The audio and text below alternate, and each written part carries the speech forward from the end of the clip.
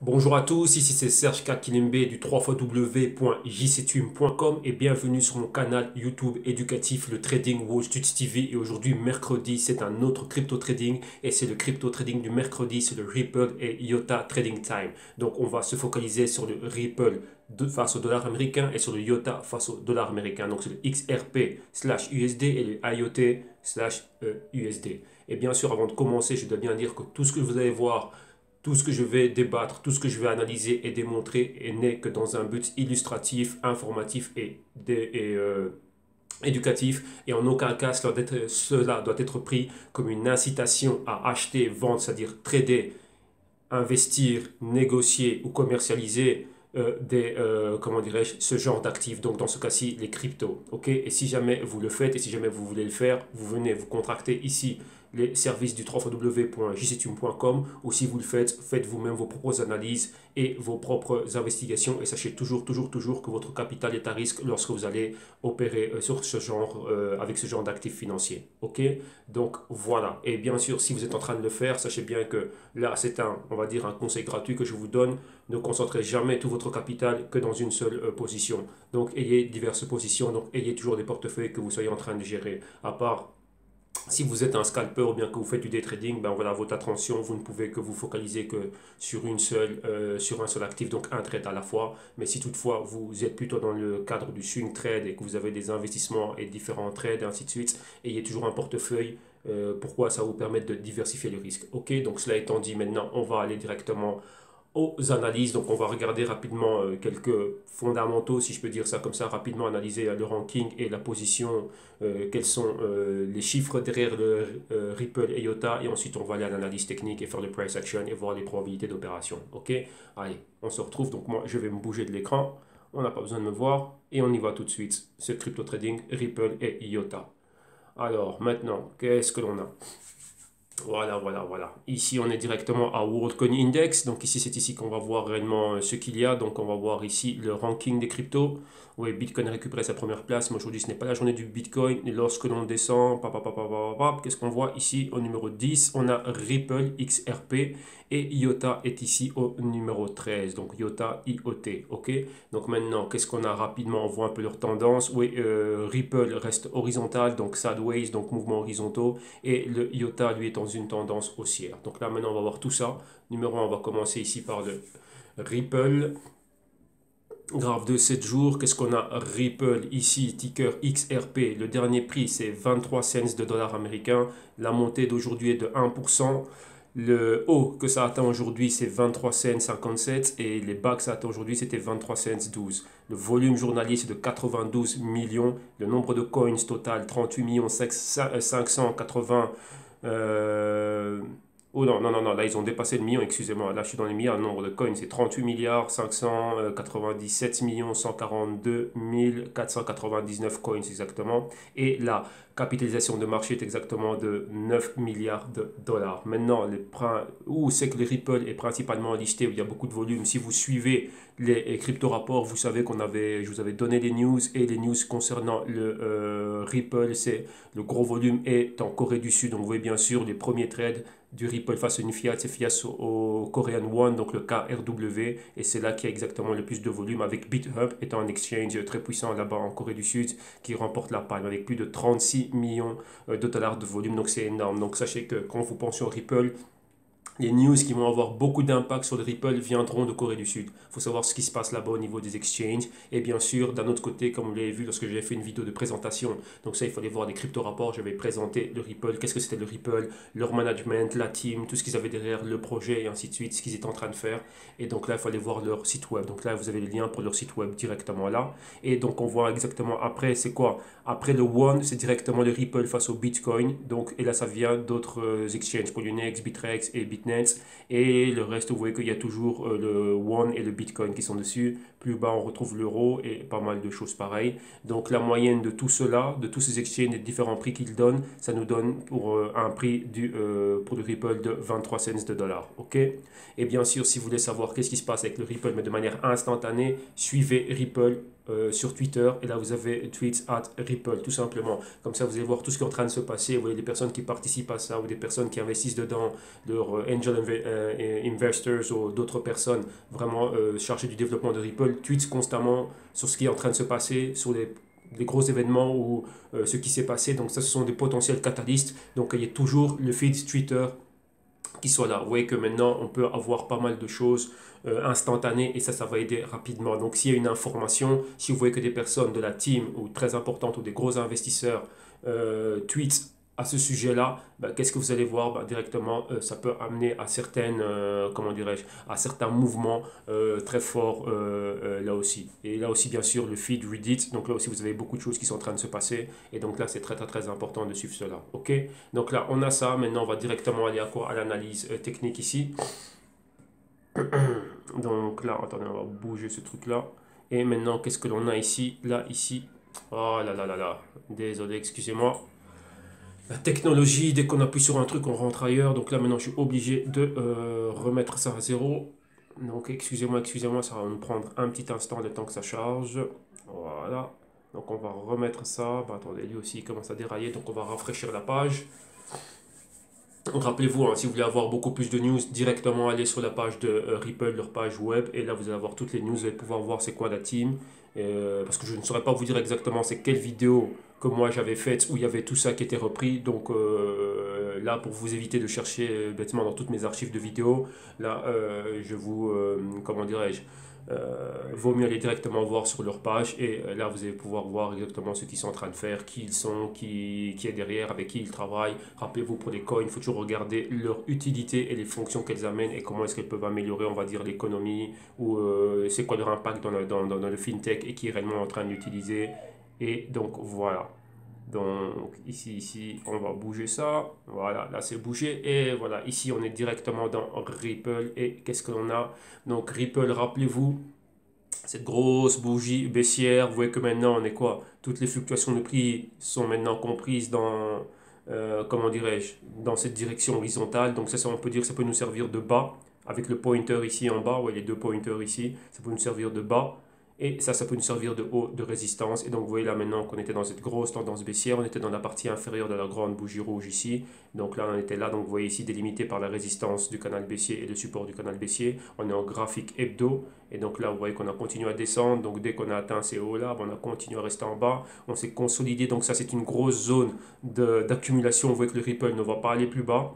Il y a vraiment, on est dans un range de trades qui va de 13 cents à 26, 25 cents. Et là, maintenant, on est dans ce nouveau canal haussier, comme vous voyez là. Donc, ça, c'était le point d'inception du canal. Donc, le support de premier bas. Vous voyez, il y avait des bas plus bas. Et à partir de ce moment-là, on n'est pas allé plus bas. On a rejeté les prix plus bas. Et à partir de là, on a recommencé à monter. Donc, on avait un bas, la résistance ici.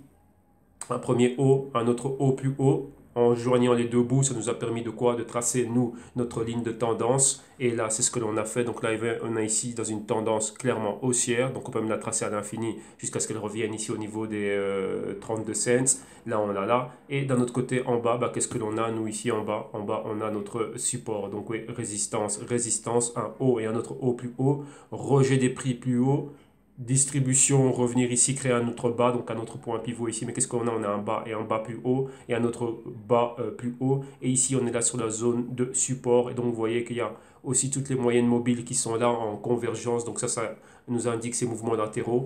On a maintenant, qu'est-ce qu'on a ici? On a la résistance horizontale aux alentours des 26 cents. Vous voyez qu'on peine à pouvoir passer au-dessus. Vous voyez qu'une fois, ça a été rejeté. Donc, on a des pointers. Ça nous indique les futurs prix que cela va pouvoir atteindre. Vous voyez que les pointers qu'on a eu ici, on est revenu vraiment dans cette zone de prix-là. Deuxième fois qu'on a des pointers, mais lorsqu'on a lorsqu'on a deux mèches ainsi de ce type de bougie, ça nous indique un tweezer top. Donc, qu'est-ce que ça veut dire? Un patron good evening. Donc, c'est un patron de renversement, on va à la baisse. Vous voyez là, on a ça en support, good morning, on va à la hausse, un autre ici, good evening, donc on retourne à la baisse, et ici on revient, vous voyez on a pas mal de mèches, encore le même patron, good morning, donc des mèches, donc baisse, indécision, ça ce sont des doji, et puis bougie qui va à la hausse. Là, la bougie n'a pas été complète, mais elle a atteint un prix, donc le prix est un indicateur, donc vous voyez qu'on a encore quoi? On a encore un autre indicateur, un autre pointer, donc ça nous pointe les prix des 28 cents, et là maintenant on est en train d'essayer de remonter pour retourner vers ces 28 cents. Et vous voyez que depuis la semaine passée, comme j'avais dit, qu'on allait être au-dessus des niveaux de cette bougie-là et principalement au-dessus des 50% de la bougie rouge que vous voyez ici. Vous voyez qu'on est tout juste là. Vous voyez qu'on a déjà perforé ça à la hausse. Et maintenant, on est revenu. Et aussi, si on prend cette directrice de tendance rouge en pointillé que l'on trace en rejoignant ce haut et le point pivot ici, ce haut-là, qu'est-ce que ça nous fait? Ça nous délimite. Ça nous délimite quoi? D'un côté, ça nous délimite la sell side. Donc, tant qu'on est en dessous de cela, on vend. Donc ça, c'est le sell side. Et une fois que l'on a une clôture, il nous faut une clôture, hein, pas une bougie doji avec une longue mèche, mais une clôture ou une bougie verte complète. Pas ce genre de bougies, ce sont des bougies d'indécision, mais il nous faut une bougie complète avec un corps complet. Clôture au-dessus de ce niveau-là. On est déjà au-dessus des moyennes mobiles que vous voyez ici. Maintenant, il nous faut une clôture au-dessus. Et bien sûr, passer au-dessus du niveau ici des 26 cents. Et dès lors, vous voyez comme moi, je vais déjà tracer les pointiers. On va aller rechercher quoi? La résistance du canal. Ok, donc là, c'est ce qui va nous permettre d'aller vers le haut. Et que lorsqu'on est en train de spéculer, qu'est-ce qu'il nous faut? Il nous faut des confirmations. Pourquoi? Parce que dû à la volatilité, on peut se dire, ah bah tiens, je vois ici qu'il y a de longues mèches, je vais rentrer ici et boum, ça ne se passe pas. Qu'est-ce qu'on va faire? On va rester longtemps dans une position. Et comme vous le savez bien, moi j'opère avec des dérivés, donc des CFDs, et je dois financer ces opérations. Donc tout le temps que je reste et qu'il n'y a pas un mouvement clé, donc un mouvement solide et puissant, impactant comme ceci, je finance et j'ai un crédit, je paye des intérêts pour ça tous les jours. Et si j'ai des positions très importantes, ça me coûte beaucoup. Un exemple, pour financer un trade avec un dérivé sur un Bitcoin, donc le prix auquel est le Bitcoin, minimum c'est 5 euros que je paye par jour. Donc vous voyez que c'est entre 5 et 10 euros, donc ça coûte cher. Et là, donc, il faut que quoi? Il faut qu'on ait ce genre de mouvement ou à la hausse ou à la baisse. Vous voyez, comme là, c'était parfait. 1, 2, 3, 4 semaines. Enfin, 3 semaines à la hausse. C'était parfait. Pourquoi? Parce que mes gains vont directement, dans mes gains, je vais directement décompter ce que sont les frais de courtage. Et il n'y a pas de problème. J'ai eu une bonne opération lorsque quoi? Lorsqu'il y a une direction. Mais si je n'ai pas de direction, ben, ça m'ennuie de rester là comme ça pour rien. Ce qui fait qu'il faut toujours avoir quoi? Il faut toujours avoir, on veut du mouvement, donc on est même prêt à sacrifier cette période où il ne se passe rien, on sait que c'est une période d'accumulation, mais nous on veut quoi? On veut rentrer rapidement et prendre rapidement nos bénéfices. Là, c'est quand on parle d'une spéculation, et moi c'est une spéculation que je fais sur plusieurs jours. Pourquoi? Parce que je veux capitaliser sur des gros mouvements, non de day trading. Si en un seul jour, il y a ce type de mouvement qui est fait, bah, tant mieux. Mais ou bien ça peut prendre une semaine ou 2 semaines, mais là, c'est ce que je suis prêt à affronter. Donc maintenant, pour revenir, nous, à ce que nous voyons, on a tracé, on a étendu nos lignes à l'infini, enfin à l'infini dans le temps, et qu'est-ce que l'on a? Si je viens recopier la même fluctuation ici, de ce mouvement, c'est-à-dire de ce support à cette résistance, et que je la reprends et que je la repasse ici, donc vous voyez exactement à partir de ce moment-là, bah, c'est ce que ça devrait attendre. Vous voyez, à partir du moment, on va dire, allez, on va dire à partir du moment où ça devient vert, donc c'était cette bougie-là, donc voilà. Donc normalement maintenant, vous voyez qu'on a déjà essayé d'atteindre cette zone-là. On a juste flirté avec le niveau des pointers et on est revenu vers le bas. Et la semaine d'après, ben, on est quoi? On est en train de monter, mais de manière timide. Et rappelez-vous, comme je vous ai dit, cette bougie rouge, maintenant on est dans des inside week candles. Vous voyez que là, toutes ces bougies ici, 1 et 2, leur fluctuation est comprise dans la fluctuation de cette grande bougie rouge. Donc elles doivent être ou au-dessus ou en dessous pour qu'on ait une direction. Donc là, maintenant, on s'attend à ce qu'on aille vers le dessus. Vous voyez, on est là dans la zone des 50% de cette bougie ici, tout justement là, aux alentours des 23 cents. Donc maintenant, il nous faut une clôture au-dessus, qu'on soit dans la partie supérieure de cette bougie rouge et que l'on continue d'aller vers le dessus. Donc premièrement, on doit passer au-dessus de la zone ici des 26 cents et au-dessus des 26 cents, on devrait aller directement vers les 30 cents. Et là, bien sûr, il faut surveiller ce qui se passe au niveau des catalyseurs et ainsi de suite. Vous voyez qu'on avait des catalyseurs puissants et très positifs, mais directement, vous voyez qu'il y a une position très spéculative. Ça a été à la hausse et directement, c'est revenu à la baisse. Et donc maintenant, on s'attend à ce que ça revienne encore à la hausse. Donc là, il faut être très, très, très patient. Donc ce serait quoi ici, pour faire court? Qu'est-ce que l'on a maintenant ici? C'est quoi la nouvelle tendance? Vous voyez qu'on est déjà au niveau du support, on est déjà au-dessus des moyennes mobiles. Donc maintenant, on doit prendre une décision de savoir ce qui est en train de se passer. Donc ce qui se passe maintenant, on doit accepter le risque. Et le risque de l'opération, ce serait quoi? Vu qu'on a vu ces mouvements-là, et si jamais on n'était pas dedans au début, bah, il n'est pas trop tard, il y a toujours une nouvelle opportunité. L'opportunité, ce serait quoi? Ce serait d'être ici. Donc les 26 ou les 25 cents, ce serait ouais, à ce niveau-là. Oui, le niveau ici du point pivot, donc c'est de cette résistance, être au-dessus des 25 cents. Et à partir des 25 cents, on retournerait vers le support du canal et le stop, plus ou moins dans ces régions-là, dans les moyennes mobiles. Ou ici, ou en dessous de ces bas-là. Mais là, après, ce serait vraiment resté. Donc, on s'attend à ça. Pourquoi? Parce qu'ici, à tout moment, ça peut retourner vers le bas et on n'en sait rien. Mais là, la tendance est haussière, donc on a bien plus de probabilité de succès en prenant une position longue, donc long position, c'est-à-dire un achat.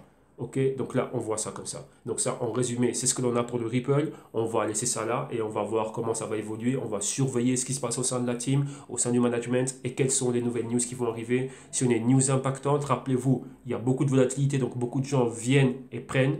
Mais il nous faut quelque chose qui soit bien plus consistant et qui perdure dans le temps. Pour le moment, on a beaucoup de news, mais vous voyez que là, ça ne maintient pas la tendance à long terme. Bon, la tendance est maintenue, mais vous voyez qu'il n'y a pas de continuité dans la hausse. On voit juste beaucoup de volatilité, donc c'est-à-dire des fluctuations de prix très très très violentes et très importantes, comme c'était le cas ici. Donc je pense que Ripple va nous habituer à ce genre de mouvement pour le moment. Je pense qu'une fois qu'il va être bien, qu'il va revenir au niveau de cette résistance-là, on verra d'autres choses. Donc là, on va sortir, on va dire, de ce range horizontal, parce que pour le moment, on est dedans.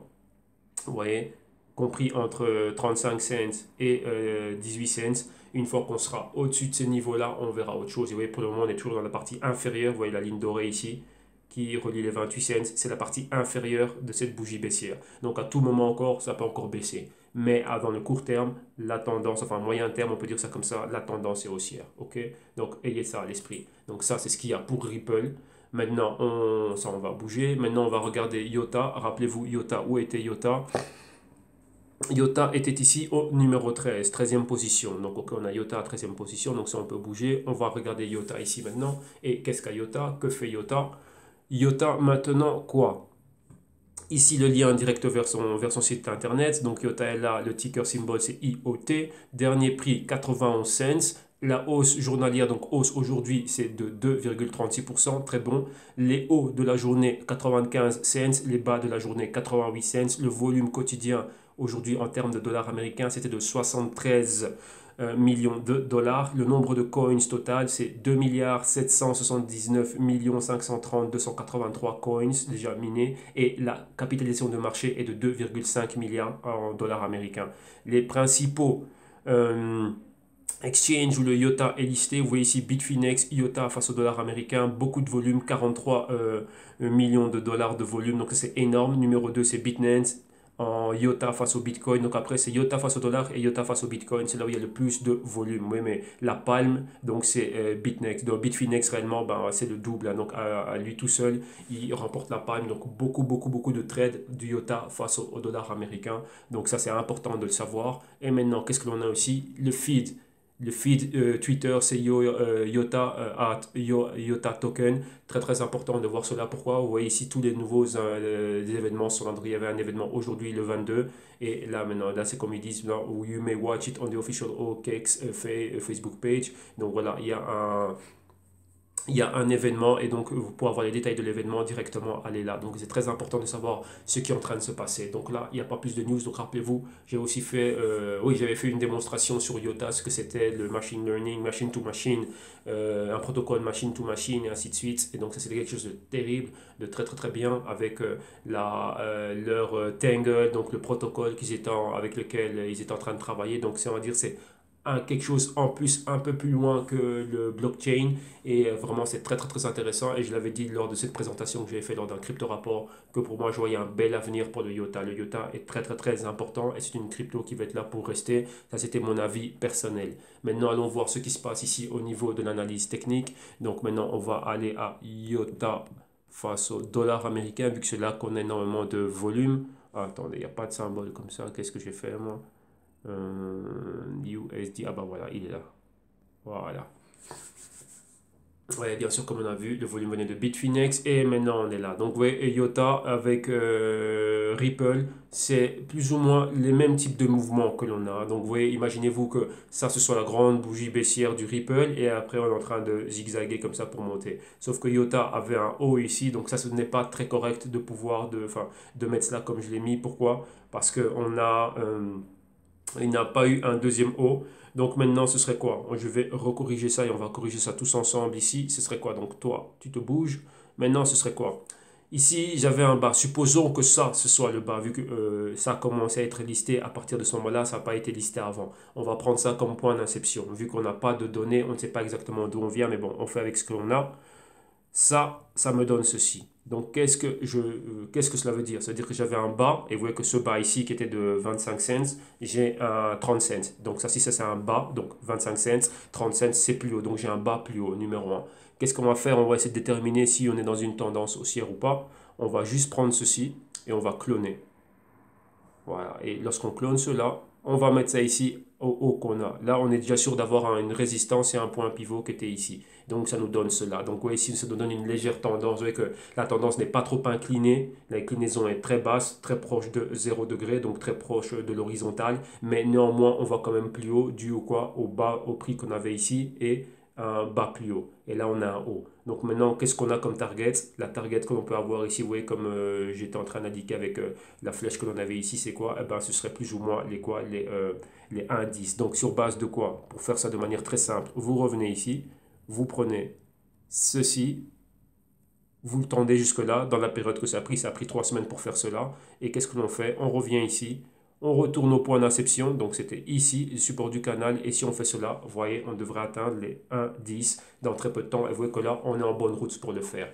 Comme ce que l'on a vu de l'autre côté avec le Ripple, voilà, on a ici quoi? On a une résistance horizontale qui est les 1 dollar. Donc là, ici, on va venir, on va aller à cette résistance horizontale de 1 dollar, boum, voilà, voilà, elle est là. Et on va mettre ça là comme ça.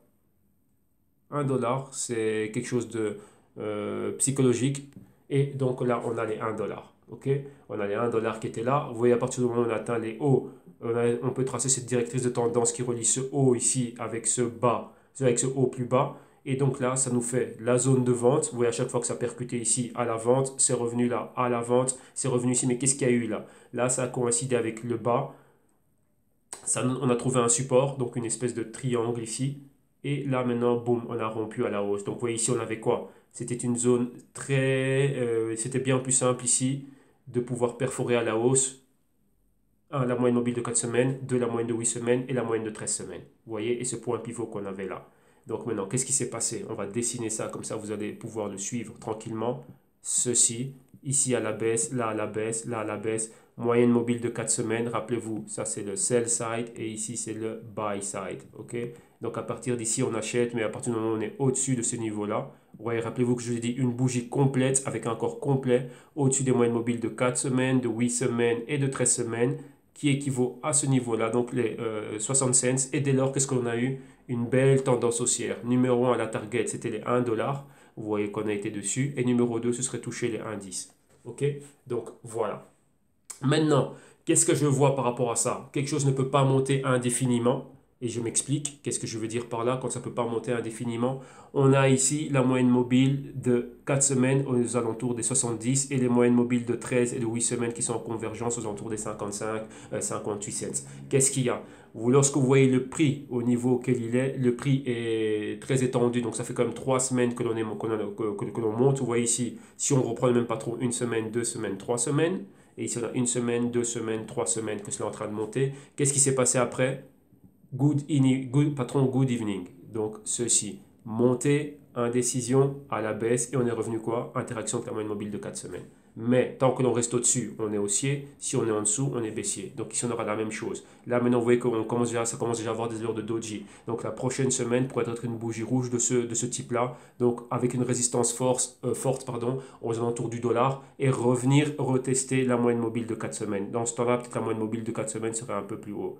Donc voilà ce que l'on est en train de voir. Donc là maintenant, pourquoi? Pour le IOTA, je m'attends à voir des mouvements horizontaux. Donc maintenant, ça veut dire quoi? Patience. Patience, pourquoi? Il peut y avoir un short. Vous voyez qu'il y a beaucoup de volatilité ici. Donc ce serait possible d'avoir un short, non pas à ce niveau-là. Donc on va dire cette bougie ici.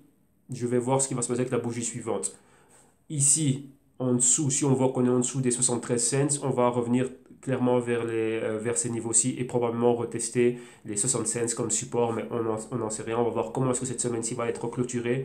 Ou si on va aller de manière agressive, ce serait déjà prévoir un short aux alentours des 85 cents pour revenir chercher les 70 cents. Donc ça, c'est ce qu'il pourrait y avoir. Et si on va à la hausse, je ne mettrai pas une hausse à 1 dollar pour aller vers les 1,10. Je préférerais voir le IOTA se corriger, qu'il y ait une distribution, donc qu'il y ait des personnes qui prennent leurs bénéfices, revenir à cette zone-ci et aux alentours des 70, 60 et 75 cents, regarder le price action et voir si oui ou non je pourrais établir des ordres d'achat à ce niveau-ci. Donc pour le moment, on est très très très étendu. Donc c'est ça aussi le trading, il faut avoir de la discipline. On est très étendu, même s'il va plus haut. Ok, mais quoi, il y a trop de risques vers le bas. Vous voyez, c'est mieux de commencer à le racheter dans des niveaux où on sait qu'on a un support fixe. Là, on est super étendu, on est toujours dans la même range de prix. On a rejeté encore le dollar, comme ça a été le cas ici. On a un pointer à 1,10, mais en rejetant le dollar, ici, la zone psychologique du dollar, et voyons où est la moyenne mobile de 4 semaines, voyons le patron et l'historique que ça a déjà eu. Supposons bien sûr que ça a commencé à être listé à partir de cette période-là. Je ne sais pas comment c'était avant, mais avec ce que j'ai comme données, moi, je dois faire avec. Donc là, c'est ce que je vois. Pour moi, je vois qu'il y a trop de risques maintenant d'aller vers le dessus. À moins qu'il y ait quoi? Qu'il y ait une grosse news. Mais s'il y a une grosse news, cette news-là va être utilisée de manière spéculative. Ce qui fait que quoi? On va juste rentrer rapidement pour pousser le prix à un 10. Donc avoir ce qu'on appelle un bullish trap. Donc me faire croire que le prix peut aller plus haut et directement après se corriger. Donc ça va être une spéculation rapide. Et donc là, moi, je dois prévoir cela. Donc je préfère voir ce qui va se passer cette semaine, voir ce qui va se passer la semaine prochaine, voir quelle va être l'interaction, le price action. Et de là, si je vois que ça a des allures de correction, comme ça peut être le cas ici, là maintenant revenir plus bas. Donc avoir, comme je vous ai dit, des ordres de vente aux alentours des 95 cents et voir si ça va revenir vers les 70 cents. Donc ça c'est secondaire. Donc là on va voir ça tout de suite et on va voir ce que je disais. Donc là c'était la short position et la short position ce serait quoi? Ce serait voir quelque chose comme cela. Donc ça c'est pas ce que je vois premièrement mais c'est ce que je vois en deuxième. Donc ce serait ça un short ici aux alentours de ce niveau-là, donc des 50% de cette bougie ici, des 95, 85 cents, pour aller rechercher ici quoi, interaction avec la moyenne mobile de 4 semaines. Mais aux alentours des 70 cents, sachez que la moyenne mobile aussi va continuer à évoluer, donc elle pourrait être aux alentours de cette bougie ici. Donc le short pourrait être ou là ou ici. Mais dans un premier temps, vous voyez que la moyenne mobile de 4 semaines est toujours atteinte. Donc c'est pour ça que là, si on voit un short et que je veux aller vraiment de manière agressive, ce serait ça. Donc là, comme je dis, ce n'est pas une position que je vais mettre dans laquelle je vais mettre un ordre. Là, je suppose, je fais des scénarios. Et là, un des scénarios qui peut y avoir, ça peut être celui-là. Je vais évaluer la situation, regarder ce qu'il y a comme news et voir le price action et pourquoi pas. Pourquoi? Parce qu'ici, s'il y a un short et que je vois que ça revient ici, ici, il y a un gros potentiel d'achat. Vous voyez, ça va revenir retester le niveau de résistance qui est un support ici. Et de là, je vais pouvoir monter. Pourquoi? Rappelez-vous, on a toujours nos fameux patrons. Ça et ça. Donc ça, c'est le point d'inception, le A, le B. Ce niveau ici, ce point pivot-là, ça équivaudrait à mon point C. Et à partir d'ici, je chercherai à avoir une bougie complète fermée, racheter au-dessus de cette zone-là, revenir à 1$ et aller chercher un point D bien plus haut. Donc si on a ça, ça me donnerait les 1,30, ouais, les 1,30, les 1,40. Donc là, c'est vraiment à ça que je m'attends. Et là, j'aurai ici un nouveau canal haussier. Ok? Mais tant que je ne vois pas ça, tant que je n'ai pas de confirmation, je préfère rester sur le côté. Comme dit Warren Buffett, quand il n'y a rien à acheter, quand il n'y a pas de trade à faire, on s'assoit sur ses mains. Donc, ce qui fait que je regarde l'écran, je vais regarder les mouvements et puis je m'assis sur mes mains. Pourquoi? Je ne vais pas être tenté d'appuyer sur la bougie et d'appuyer achat-vente. Mais pour le moment, je m'attends à ça. Ça, ce n'est pas un trade, c'est une probabilité de mouvement que je vais être en train de regarder. IOTA, pour moi, c'est volatile, oui, mais pour avoir des gains conséquents, il faut acheter quand même beaucoup de choses. Donc, je n'ai pas envie de mobiliser trop de capital dans cette opération. Je préfère regarder, je préfère un achat. Donc, j'attends une nouvelle opportunité d'achat dans cette zone-ci. S'il y a distribution, s'il y a correction. Dans tous les cas, s'il y a un mouvement haussier, de perforation, pour moi, ça va être un mouvement qui va être validé. Pourquoi? On est trop loin et le trading, ça ne se passe pas comme ça. Lorsque vous connaissez les mécanismes des marchés financiers, on sait bien que ça monte et ça descend. Donc, ça peut être dans une tendance haussière, mais ça va aller en faisant en dents de scie. Ça va monter donc en A, B, C, D tout le temps. Ça va toujours créer un haut. Les gens vont prendre des bénéfices. Il y aura une période d'accumulation. On va revenir à la résistance et créer un nouveau haut. Donc, moi, je préfère attendre ceci. OK? Donc là, comme ça, vous avez l'explication, on va dire, académique, éducative du pourquoi et du comment je préfère attendre et je vais voir si ce mouvement aussi se concrétise. Ok? Donc voilà, ici, ça conclut ici le crypto rapport de ce jour, donc le trading day d'aujourd'hui. Et là, bien sûr, vous savez exactement, vous pouvez me retrouver au www.jctube.com/solution. Et donc là, ici, pour tous ceux qui sont intéressés, qui veulent apprendre à faire ce genre de choses, qui veulent une consultation, un coaching bien plus privé, on va dire ça comme ça, coaching privé, consultation privée pour apprendre tout ce genre de choses, ben vous me retrouvez ici. Et bien sûr, toutes les vidéos, je vous invite à regarder tout ce qui se passe, les derniers crypto rapports et d'autres vidéos sur ce que je fais. Vous voyez, aujourd'hui, c'était mercredi. Donc, mercredi, c'était le Ripple et Iota Trading. Et demain, jeudi, ce sera le Zcash et le Monero Trading. Et voilà, ici, vous avez quoi? Ben, comment me contacter? Par message. Ici, vous avez un numéro de téléphone pour tout ce qui est WhatsApp, Viber, Telegram, Facebook, Messenger et tous les réseaux sociaux, LinkedIn, Twitter et ainsi de suite si vous voulez être là me suivre ou bien tout simplement ici sur la page YouTube. Ok, donc un grand merci et on va clôturer ici. Donc vous passez une très bonne journée. Hop, ça c'était autre chose. Donc vous passez une bonne journée et on se retrouve demain jeudi pour notre dernier crypto trading de la semaine avant de se retrouver samedi pour le crypto rapport. Ok, une bonne journée, une bonne après-midi, tradez bien, gérez bien votre risque et on se retrouve demain. Merci, bye bye.